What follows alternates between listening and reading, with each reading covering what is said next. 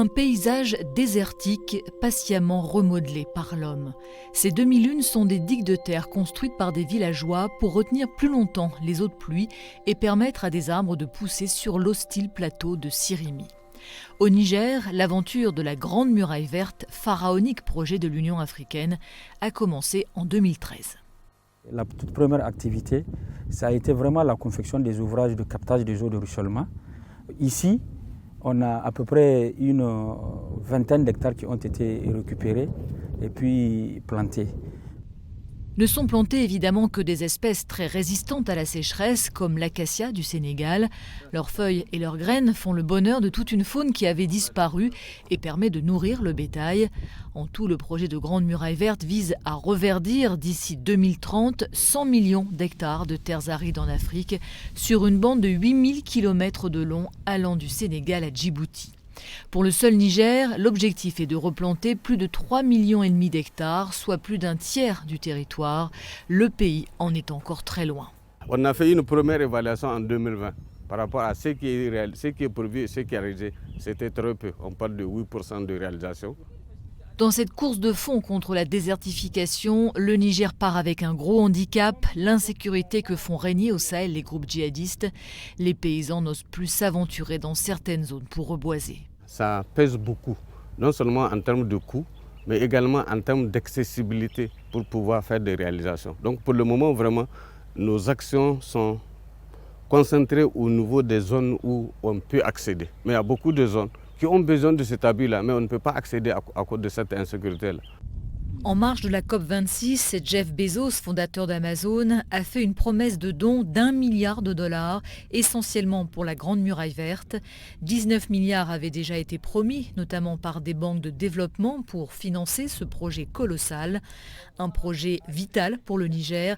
80% de sa population vit d'une agriculture de subsistance et il devrait passer de 23 millions d'habitants en 2019 à 30 millions en 2030.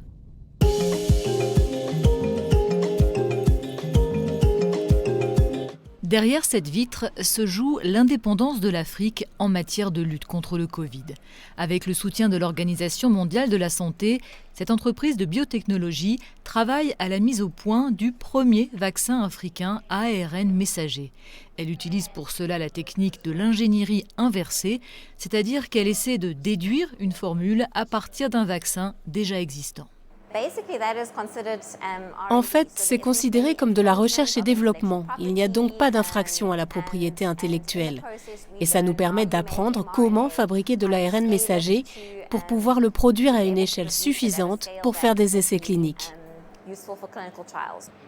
Le modèle, c'est le vaccin Moderna. Des négociations sont en cours avec le géant américain pour obtenir des licences d'utilisation et ainsi procéder aux premiers essais cliniques dans quelques mois, lorsque les premières doses seront prêtes. Des doses qui ne seront pas de simples copies. Cette équipe sud-africaine espère réussir à fabriquer un vaccin de deuxième génération, plus adapté notamment aux conditions climatiques du continent. L'objectif est donc d'avoir une substance médicamenteuse très efficace et sûre, mais un produit médicamenteux qui aura une stabilité différente et sera plus simple à distribuer à une température réaliste, possible pour l'Afrique. En clair, produire un vaccin à ARN messager qui puisse être stocké dans un simple frigo, contrairement aux produits actuels nécessitant une extrême congélation. Ils sont 22 chercheurs engagés depuis cet été dans ce projet pilote, bien conscients de son enjeu et très confiants en ses chances de réussite. On a beaucoup appris de la pandémie. Elle a mis en évidence les inégalités qui existent. Mais elle nous a également donné un vrai élan, la force de dire « Nous pouvons le faire, l'Afrique peut le faire ». Il y a de grandes économies émergentes, c'est un continent en pleine croissance et nous pouvons le faire. Une fois le vaccin mis au point, il sera d'abord développé localement par le Sud-Africain Biovac, puis Afrigen formera d'autres entreprises du continent à sa fabrication.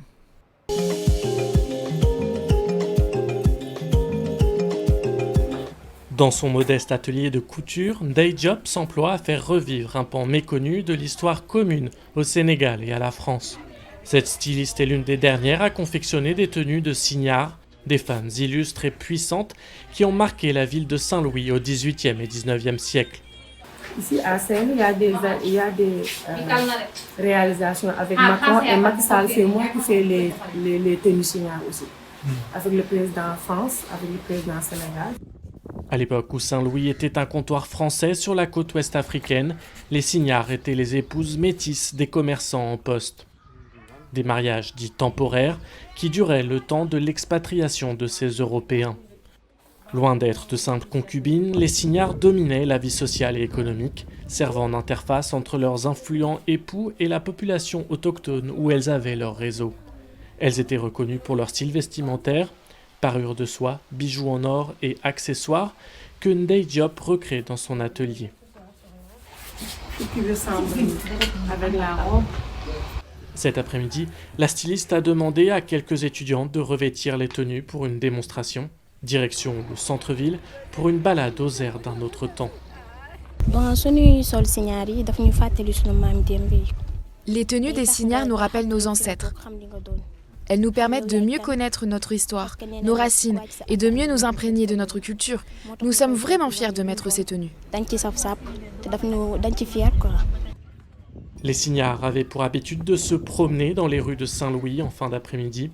Une tradition aujourd'hui poursuivie lors de festivals ou de reconstitutions historiques. Souvent, ces tenues sont aussi utilisées comme costumes lors d'inauguration ou d'événements politiques, ce que déplore la styliste. Les gens ne s'intéressent aux signards que quand ils ont des manifestations ou pour l'inauguration de certains services. C'est dans ce cas qu'ils m'appellent, pour avoir des filles avec les tenues de signards. Mais l'histoire n'intéresse plus beaucoup de personnes. Éviter que l'histoire unique des signards soit dénaturée ou tout simplement oubliée, c'est la mission que s'est fixée Aminata Sall, conservatrice au Centre de recherche et de documentation de Saint-Louis. Au sous-sol, elle garde des tenues qui ont été confectionnées ces dernières années à partir d'écrits et de gravures d'époque. Et lorsqu'on la sollicite pour emprunter ces tenues, Aminata Sall veille au grain. Si c'est juste pour du décor, elle refuse. Les femmes ont joué un grand rôle, donc on doit leur attribuer vraiment la place qui est là leur. Et ne pas faire en sorte qu'elles ne servent que de décor. Parce que présentement, c'est juste pour ça, le folklore, alors que ça ne doit plus être ça. Au XIXe siècle, le règne des signards a pris fin avec l'intensification de la colonisation et l'abolition de l'esclavage. Reste cet imaginaire de femmes puissantes et entreprenantes que les Saint-Louisiennes ont promis de perpétuer.